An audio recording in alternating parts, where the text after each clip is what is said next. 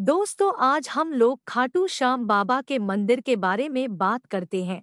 लेकिन आप लोगों से निवेदन है कि आप लोग चैनल को लाइक और सब्सक्राइब करें। ऐसे अस्तित्व में आया खाटू श्याम मंदिर, जानिए बर्बरीक से खाटू बाबा बनने तक की कहानी। श्री खाटू श्याम जी को भगवान कृष्ण का कलयुगी अवतार माना जाता है। राजस्थान के सीकर जिले में श्री खाटू श्याम जी का भव्य मंदिर स्थापित है, जहां दूर दूर से लोग उनके दर्शन करने आते हैं।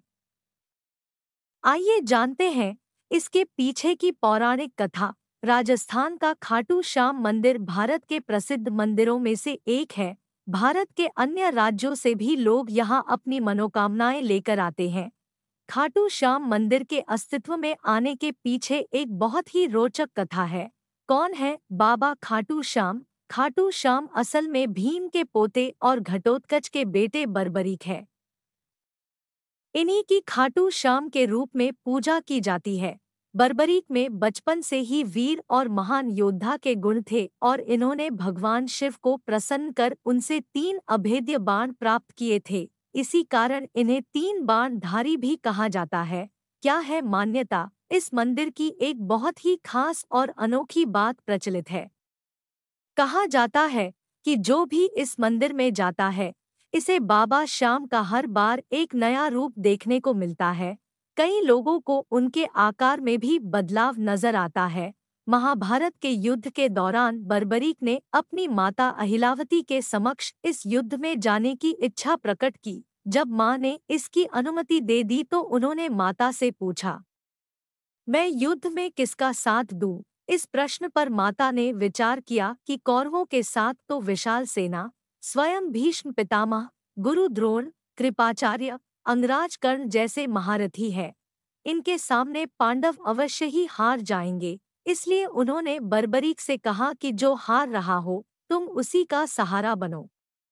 बर्बरीक ने माता को वचन दिया कि वह ऐसा ही करेंगे और वह युद्ध भूमि की ओर निकल पड़े। भगवान श्री कृष्ण युद्ध का अंत जानते थे, इसलिए उन्होंने सोचा कि अगर कौरवों को हारता देखकर बर्बरीक कौरवों का साथ देने लगा तो पांडवों का हारना निश्चित है। तब श्री कृष्ण ने ब्राह्मण का वेश धारण करके बर्बरीक से उनका शीश दान में मांग लिया। बर्बरीक सोच में पड़ गया कि कोई ब्राह्मण मेरा शीश क्यों मांगेगा। यह सोच उन्होंने ब्राह्मण से उनके असली रूप के दर्शन की इच्छा व्यक्त की। भगवान श्री कृष्ण ने उन्हें अपने विराट रूप में दर्शन दिए। इस पर उन्होंने अपनी तलवार निकालकर श्री कृष्ण के चरणों में अपना सिर अर्पण कर दिया। श्री कृष्ण ने तेजी से उनके शीश को अपने हाथ में उठाया एवं अमृत से सींचकर अमर कर दिया।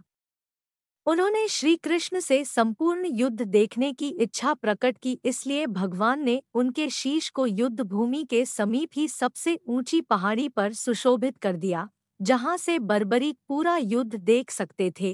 खाटू श्याम कैसे बने हारे का सहारा? युद्ध की समाप्ति के बाद सभी पांडव विजय का श्रेय अपने ऊपर लेने लगे।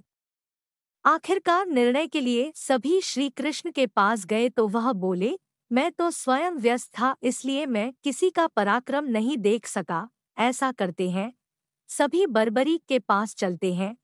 वहां पहुंचकर भगवान श्री कृष्ण ने उनसे पांडवों के पराक्रम के बारे में पूछा तो बर्बरीक के शीश ने उत्तर दिया, भगवान युद्ध में आपका सुदर्शन चक्र नाच रहा था और जगदम्बा लहू का पान कर रही थी।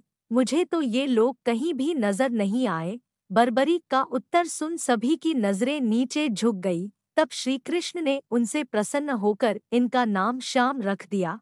अपनी कलाएं एवं अपनी शक्तियां प्रदान करते हुए भगवान श्री कृष्ण ने कहा कि मैं खाटू श्याम के नाम से जाने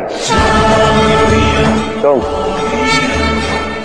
मेरे प्रतिरूप बनकर पूजे जाओगे। तुम्हारी आराधना अर्थात मेरी आराधना, तुम्हारी पूजा अर्थात मेरी पूजा। जय श्री कृष्ण।